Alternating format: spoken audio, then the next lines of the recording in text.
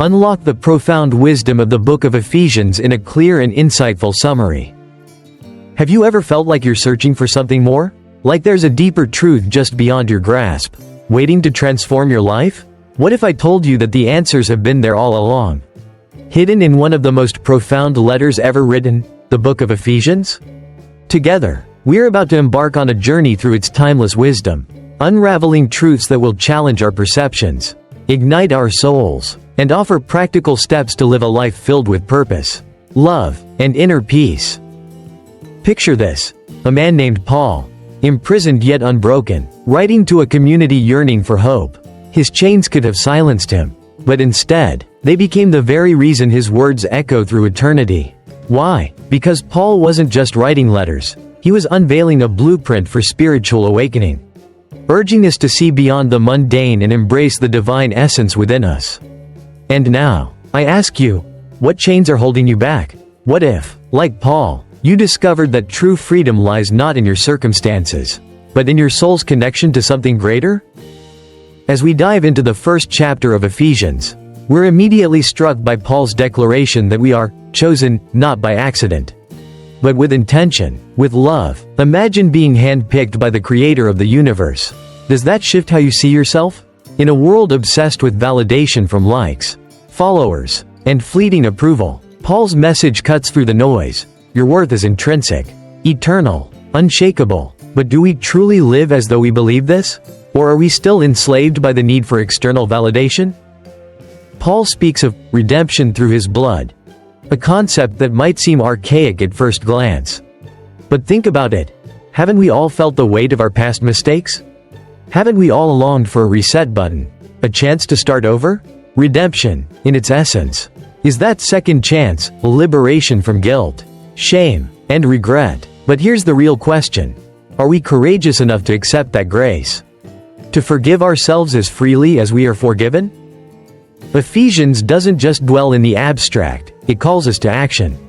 Live a life worthy of the calling you have received, Paul urges. But what does that look like in the chaos of our daily lives? Is it merely about attending church? Or is it about embodying love when it's hardest, showing kindness when it's undeserved, and standing firm when everything urges you to give up? Imagine a world where every decision we make is guided by love. What would change in your life if you lived this way, even for a day?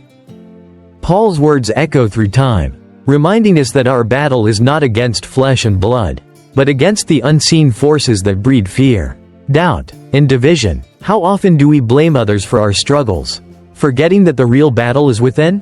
What if the key to overcoming our greatest challenges isn't found in changing others, but in transforming ourselves?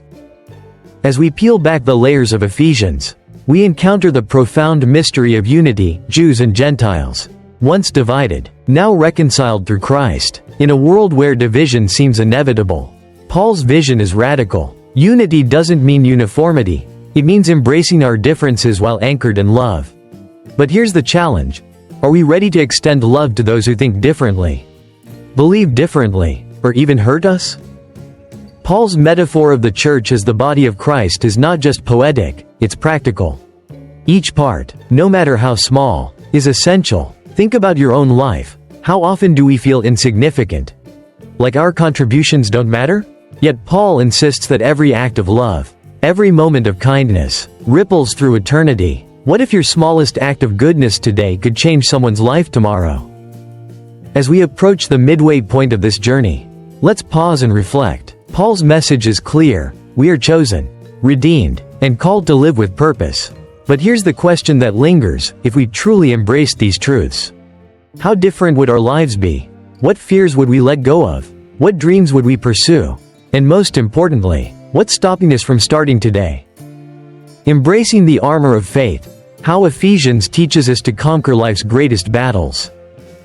As we journey deeper into the book of Ephesians, we find ourselves standing at the crossroads of faith and reality.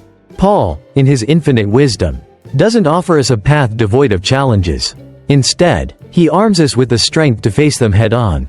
And isn't that what we crave? Not a life free from struggles, but the courage to overcome them. So, let me ask you, what battles are you fighting right now? And more importantly, what if the armor you need has been within your reach all along?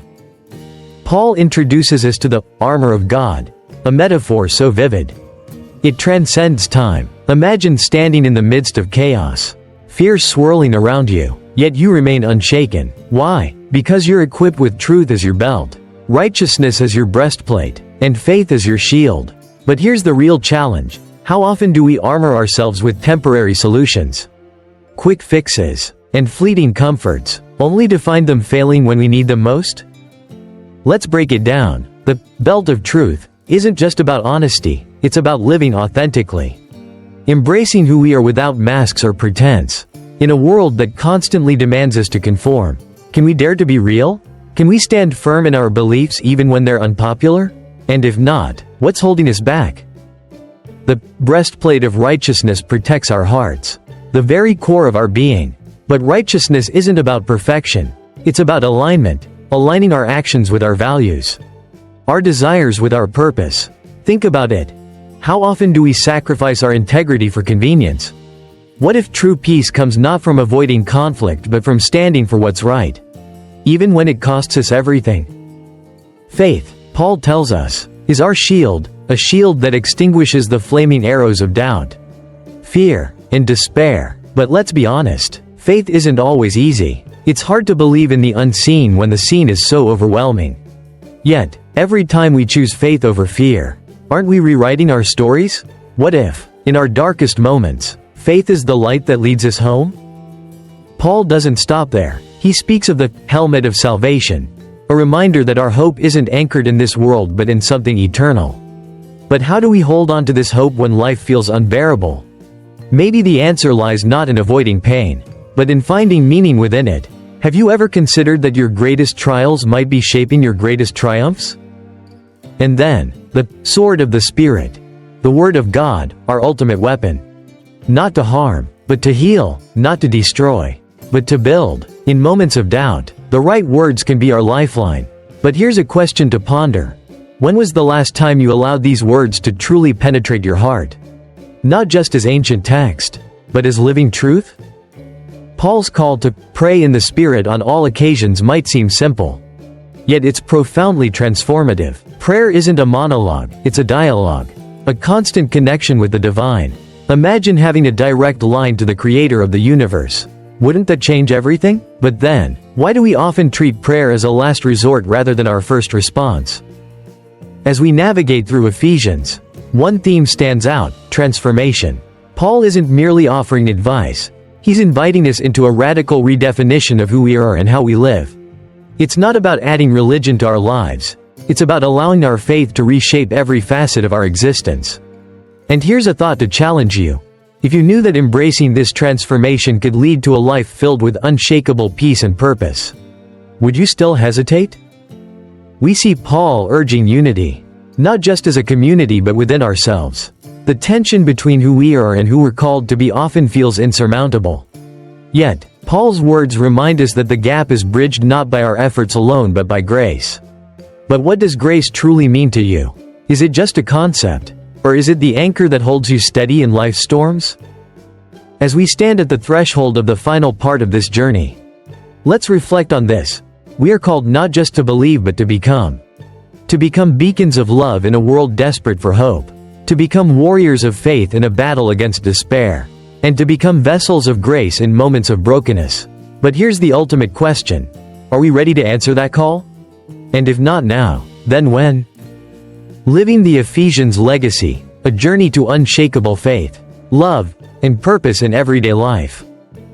As we step into the final chapters of Ephesians, Paul's words resonate with an urgency that transcends time. This isn't just an ancient letter, it's a manifesto for a life well lived. A call to arms for every soul yearning for purpose. And now, as we stand together at this pivotal moment, I ask you, what legacy do you want to leave behind? If your life were a letter like Paul's, what would its message be? Paul's emphasis on love is relentless. He challenges us to walk in love, not as a fleeting emotion but as a deliberate choice. In a world that often equates love with weakness, Paul flips the script. Love, he argues, is the greatest strength. But here's the challenge. Can we love even when it's inconvenient? Even when it hurts? Can we love not just those who love us back but those who reject? betray, and misunderstand us? And if not, what's stopping us?